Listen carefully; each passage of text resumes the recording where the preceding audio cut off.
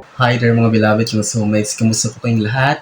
Nandito po yung lingkod Renzo Tarot Channel para bigyan naman po kayo ng isang soulful and meaningful letter reading. Dito lamang po sa inyong lagi na abangan. Sinusubaybayan ang pinakamahal na Renzo Tarot Channel. Mega shoutout po sa inyo lahat na pinamahal kong soulmates sa buong bansa at sa buong mundo na laging nanonood ako sa baybay. Maraming salamat po sa inyong lahat.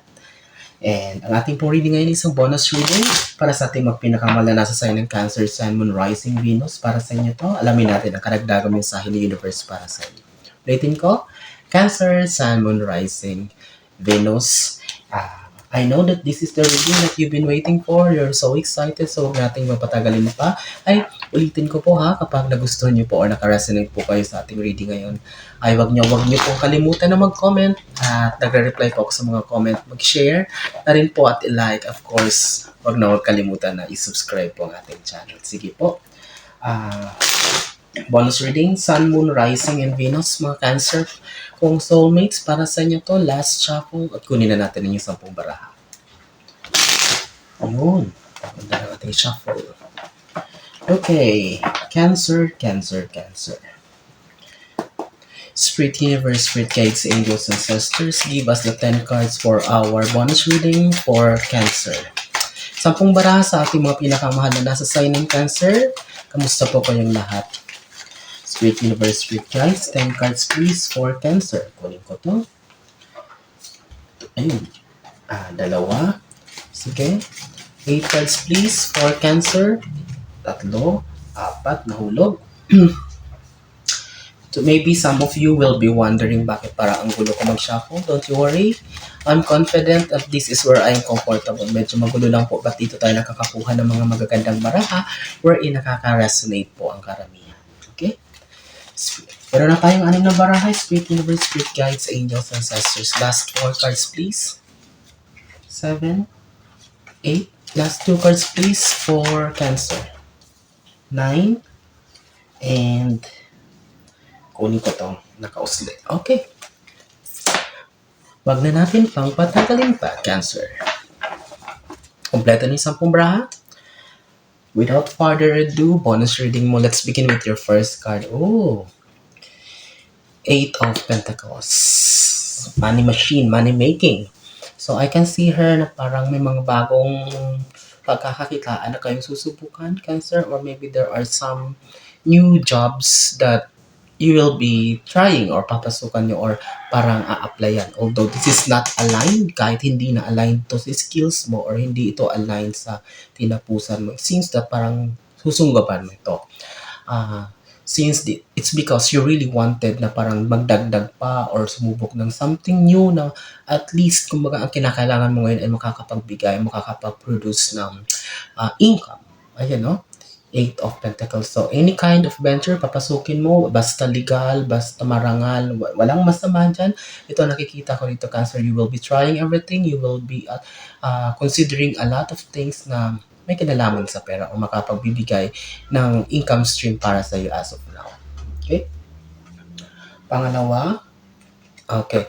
Empress, the Empress card, nakakakita tayo dito or the energy here is that sa Empress card na to is slowly you are gaining your confidence. Unti-unting lumalakas na naman yung loob or unti-unti namang sumisikla ang iyong sarili or comes from those moments of being anxious, natatakot, mga doubts at insecurities. Here comes your slowly regaining the confidence that you had before na parang nawala for a long time.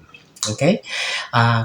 Cancer, unti-unti na namang sisigla ang buhay nyo, unti-unti na kayo magiging masaya, and it's like you will be slowly shining again. You will be radiating positivity again. Tingnan mo, napakaganda nitong Empress na to.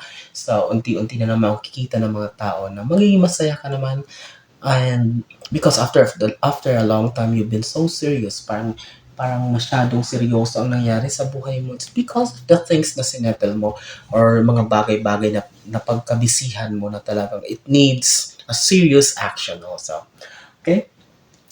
Pangatlo, 8 of Swords. Okay, I can see her dissatisfaction, disappointments. May mga bagay na nangyari lately na parang disappointed ka because you're expecting na it will go on your way, it will work in your favor but hindi umayon sa'yo. Okay? Oh, but there are some na na-approve naman or nakuha mo naman but still dissatisfied ka. I don't know what is it. Cancer, parang hindi, although dumating naman or binigay naman sa'yo, but parang hindi ka pa rin masaya. There's something empty or something missing. Okay, Cancer, yan ba? Ito yung mararamdaman nyo ngayon with this Eight of Swords. Something, discontentment, dissatisfaction, or talagang may parang may kulang pa rin. Ito yung nararamdaman nyo. Okay? Although, yung Empress card, sabi ko, unti-unti kayong bumabalik yung sigla nyo. But kasama sa pagbalik ng confidence na yan ay there's still a part. May part pa rin na parang kailangan mapunan. Okay? Yan yung nakita natin dito. Mag-comment nga kayo, Cancer, kapag naka-resonate kayo. Oh, look at this one, the Fool. So kailangan daw talaga, Cancer, na mag-recharge. You need to enjoy yourself. Okay? Look at this one, the Fool card. You need kailangan mo talaga pumunta sa isang lugar na wherein you will be regaining your energy. You will be recharged. Kailangan, ayun yung sun, oh. And look at the background is the color of joy. So kailangan talagang what is this? Kailangan mo talagang magmuni-muni, kailangan mong magpakalayo-layo na wherein kailangan mong, you need to regain the energy that you lost, or maybe just to relax your mind with this itong disappointments or dissatisfaction na nararanasan mo, or maybe naranasan mo with that uncontrolled mga bagay na hindi naman kontrolado na nangyari sa'yo lately. Okay? You need to recharge. Kailangan daw, with this full card, Cancer, kailangan mong bawiin, or for you to fully recover, to regain the energy and the confidence, ay kailangan mong mag-recharge or do something makakapag-boost your confidence. Like, traveling, going outdoors, or singing, or kung ano man, doing your hobbies na malaki ang itutulong sa'yo. Panglima,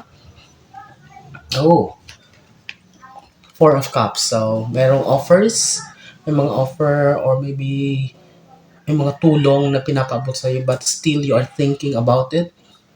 You're still considering kung papasukin mo or tatanggapin mo yan. May mga, siguro ang tulong na to comes in job offers, or parang something na makakatulong sa'yo sa current situation mo kasi alam nila ang kasalukuyan mong sitwasyon. But you are still thinking of it, Cancer. And that's a good thing na hindi basta-basta mag-oo. Although tulong yan kasi baka mamaya may kapalit, or so there's a string attached about it. But kailangan mo munang pag-isipan ng mabuti. Kailangan mo munang alamin ang mga dahilan. You need to consider a lot of things first. Mas mainam, mas maganda pa rin ang nagre-research or alamin mo na walang masama doon. Kasi mahirap na. Although akala natin magandang, you're expecting na na tulong pa yan, baka mamaya in return may kapalit pala, di ba? Ayan. Mahirap na. Justice. So, I can see her, there are some of you that have parang may mga inayos na bagay-bagay. I can see her ay fulfillment, or parang grant or approval. Okay? Papers, promotion, papers, or passport, visa. I can see her approval.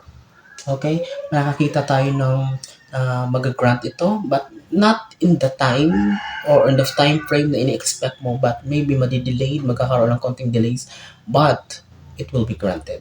So, kung ano man yung mga papel-papel na yan, properties, kung ano man nilalakad dyan, nagbebenta kayo, or kung ano man yan, it will be granted or it will be closed for you, but not on the time that you are expecting. Okay? Hindi sa, maybe gusto mo ganito, sana this week or ganitong buwan mag-grant or gano'n na. It's not, at least, konting tiyaga lang. Tingnan mo, sabi ko sa'yo, it will be granted. So, 10 of Cups, celebration. You will be celebrating, Cancer. So, with that big milestone na makukuha mo, you just need patience. Kailangan mo lang ng konting pasensya sa pag-antay, sipagan, at the same time, panalangin at pagtitiwala sa universe. But it's 10 of Cups. Nakikita tayo dito ng big celebration. There are some of you, Cancer, na maybe you're expecting a new member of the family, magbubuntes, or marriage, or proposal, engagement. So that will be happening to you very soon.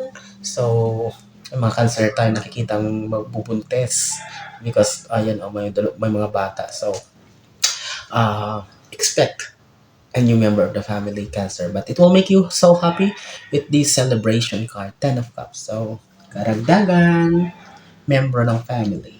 So ayan, seven of cups. So sabi ko nga, since connected siya din dito sa eight of swords, disappointment, so anxiety. So it's because you really wanted something new, something big, kaya ang dami mong gustong subukan. At least try ko naman to kasi baka pag hindi to nag-work, at least ito naman, ito naman. So that is a good thing, marami kang kinoconsider, but I can see her, cancer, ang daming options, ang daming mga bagay na gusto mong pasukin, ang daming mga bagay-bagay na gusto mong you want to try or parang gustong pasukan. That is a good thing, walang masama dyan. Okay? But this is a good problem. Kasi yung iba, walang option. Ikaw ang dami mong pagpipilian. It's up to you na lang. It's because you are skilled naman, talentado ka naman. So may mga, you're professional, may mga ano ka naman. Ang dami mong alam. That's why, kahit pa paano, walang masama na subukan tong iba. Kumbaga, the more entries, sabi niya, the more chances of winning. Yan yung ano mo, cancer. Look at this one. Four of Pentacles. So you need security, discipline in terms of financial management. So kailangan mo talaga maging maingat or parang alamin, hindi basta wag basta dalos-dalos sa mga decision na gagawin na may kinalaman sa pera. But here you are assured that at least there's an stability in terms of finances. Look at your background is like high-rise buildings or skyscrapers. So here you are, yung tinatapakan nyo, you look at the pentacles at your head and at the center. So it's like an infinity. So not all the time. Kaya kailangan talagang ingatan. Hindi sa lahat ng oras ay nasa taas ka, mapapailalim ka din. So kailangan talaga ng pag-iingat because hindi araw-araw ay Pasko. So kung bahala na kung sabihan ni kang kuripot, bahala na kung sabihan kang ganito. But you need to be wise in terms of financial decisions. Okay?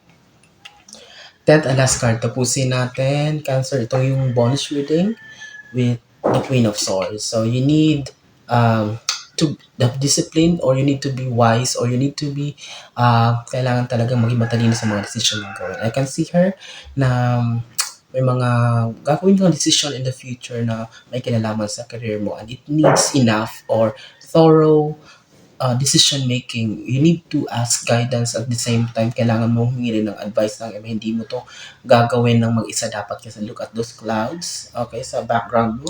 And baka mamaya mag-failed na naman. So even though you keep on trying and mag-fail and it will trouble you. So kailangan talagang kumbaga huling alas mo na ito or kung ano man yan, kailangan mo maging maingat sa mga hakbang na gagawin. But all in all, sabi ko nga, lumabas yung 10 of Cups and Justice card.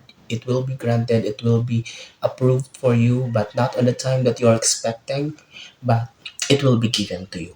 Okay? That's it. Ang napakagandang bonus reading natin para sa ating mga pinakamahal nasa sign ng Cancer. I'm praying and hoping na maraming nasa sign ng Cancer makapanood nito. At kapag nagustuhan niyo po or nakaresonate kayo, mag-comment po kayo. And i-like and share, of course. Don't forget to subscribe our channel. Maraming salamat sa inyong walang sawang tiwala, support at pagmamahal. Mula noon hanggang ngayon, andyan pa rin po kayo sa inyong lingkod Renza Utaro channel. Nasaan man kayo ngayon, ano naman ginagawa niyo, mag-iingat kayo lagi. God bless us all.